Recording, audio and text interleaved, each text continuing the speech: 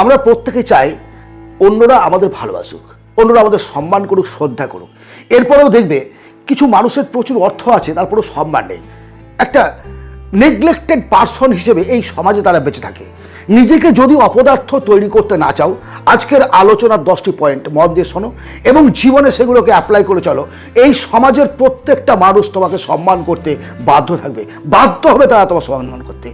প্রথমে তুমি নিজেকে জিজ্ঞেস করো তো, তুমি কি নিজেকে ভালোবাসো? কতটা ভালোবাসো? নিজের প্রতি কি তুমি খেয়াল রাখো? তুমি যদি নিজেকে নিজে ভালো না বাসো, নিজেকে নিজে বিশ্বাস না করো, অন্যরা তোমাকে কেন ভালোবাসবে? অন্যরা তোমাকে কেন বিশ্বাস করবে? সবচেয়ে আগে যেটা প্রয়োজন, নিজের ওপরে বিশ্বাস রাখা, আত্মবিশ্বাস রাখো নিজের ওপরে যে আমি পারি, আই ক্যান ডু ইট, আমি এভরিথিং পারি। মানুষই তো সব সৃষ্টি করেছে। এই সৃষ্টির মূলে কে? হ্যাঁ, সৃষ্টিকর্তা সৃষ্টি করেছে মানুষকে। তারপরে এই পৃথিবীর আবিষ্কারগুলো, এত সমস্ত আবিষ্কার, সব কিছু তো মানুষ করেছে। নিজেকে যদি সত্যিকারের একজন আদর্শ মানুষ হিসেবে, সমাজে সম্মানীয় মানুষ হিসেবে গড়ে তুলতে চাও, তাহলে আজ এই মুহূর্ত থেকে তুমি নিজের প্রতি বিশ্বাস রাখো যে হ্যাঁ, তুমি সম্মান পাওয়ার যোগ্য এবং সেই যোগ্যতা তোমাকে অর্জন করতে হবে।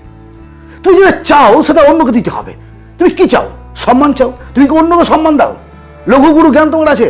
আমি দেখেছি অনেক মানুষ, বয়স্ক মানুষ বাচ্চাদের সঙ্গে একই করছে যে গুরুজন তার পায়ে হাতে দিয়ে প্রণাম করো, সালাম দাও, ছোটদের ভালোবাসো, কখনো অশালীন ভাষা মুখে প্রয়োগ করবে না, কখনো অযথা মিথ্যে কথা বলবে না, মানুষের সঙ্গে মেশো, মানুষের বিপদে দাঁড়াও।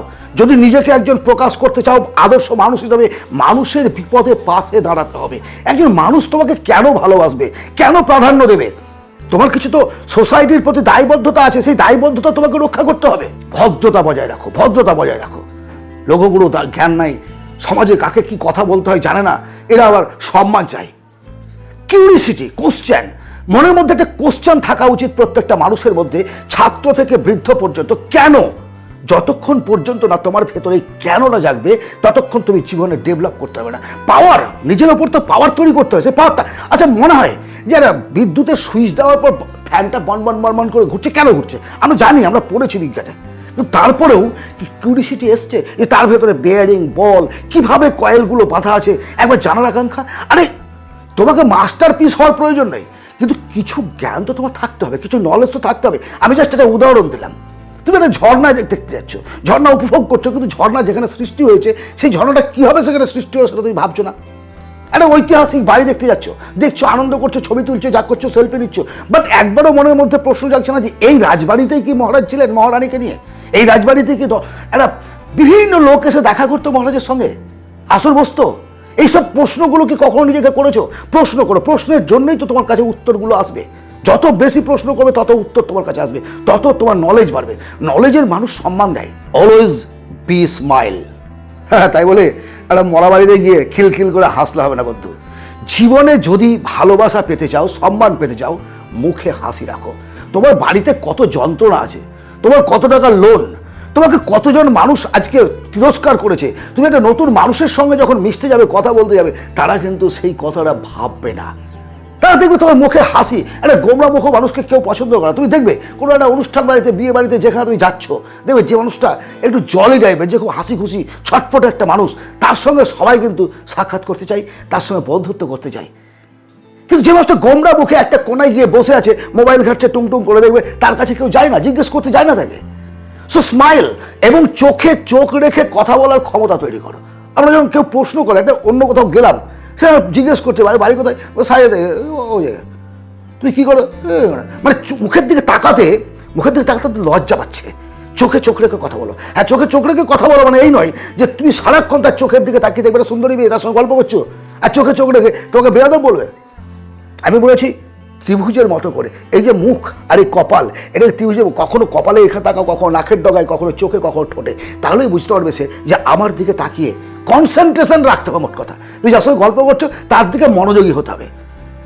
আমরা কি করি, কেউ কথা বলছে, কথা বলার সময়ে কি করে সেই কথার মাঝে পা ভরে দিয়ে তার কথার জবাব দেবো, ছটফট করতে থাকি। শোনার চেয়ে বলার আগ্রহটা আমাদের বেশি থাকে। আজ থেকে না, যে কেউ যখন কোনো কথা বলবে, মনোযোগ দিয়ে শোনো, মন দিয়ে শোনো, মন দিয়ে শোনো। প্রত্যেকটা কথাকে অনুধাবন করো হৃদয় দিয়ে, বুকের ভেতর থেকে, যেন তোমার সমস্ত কথাগুলো একটা সময় বেরিয়ে আসে। আমরা সিনেমা হলে সিনেমা দেখি, মনে করো 3 ঘন্টার সিনেমা, হল থেকে বেরিয়ে এসে প্রথম থেকে শেষ পর্যন্ত গল্প বলে দিতে পারি, অথচ একজন মানুষ যখন তার জীবনে আমাদের শোনায়, যখন গল্প করে তার যন্ত্রণার কথা আমাদের বলে, তখন আমরা ভুলে যাই। কেন ভুলে যাই? সে যখন কথা বলছে তখন তার জবাব দেওয়ার জন্য আমি কি কথা বলবো সেটা ভাবছি, তার কথা শুনলাম না। এর ফলে কি হচ্ছে? নিজের সঙ্গে বেইমানি করছি। একজন ভালো শ্রোতা হতে পারলে তবেই তুমি একজন ভালো মানুষ হতে পারবে, তার বুকে স্থান নিতে পারবে। নিজেকে যদি সত্যিকার সম্মানীয় করতে চাও তাহলে এইগুলো তোমাকে মেনে চলতে হবে। নিজের শরীরের প্রতি যত্নবান হতে হবে, নিজের শরীরের প্রতি। যেমন তোমাকে ব্যায়াম করতে হবে, তোমার সৌন্দর্য বজায় রাখতে হবে। হ্যাঁ, ঈশ্বর সৃষ্টি চেহারা আমরা পরিবর্তন করতে হবে, পরিষ্কার পরিচ্ছন্নতা, গালে এক গাল দাঁড়িয়ে নিয়ে ঘুরে বেড়াবে, হ্যাঁ তাই থাক, সেটাও সেভ করে থাকবে, পোশাক আশাক ঠিক থাকবে। আমরা পারফিউম ব্যবহার করি না, সস্তা পারফিউম ব্যবহার করা উচিত। দামি পারলে করো, কিন্তু একটা পারফিউম অবশ্যই ব্যবহার করবে। এই যে ঘামের গন্ধ নিয়ে তুমি একজন মানুষের পাশে গিয়ে বসবে, মুখের দুর্গন্ধ নিয়ে একজন মানুষের পাশে গিয়ে বসবে, তোমার সঙ্গে কথা বলবে সে সরে চলে যাবে। বাসে বলো, ট্রেনে বলো, কোথাও তোমার পাশে বসবে না, সম্মান নিয়ে চলে যাবে, সরে চলে যাবে। কি চাও তুমি?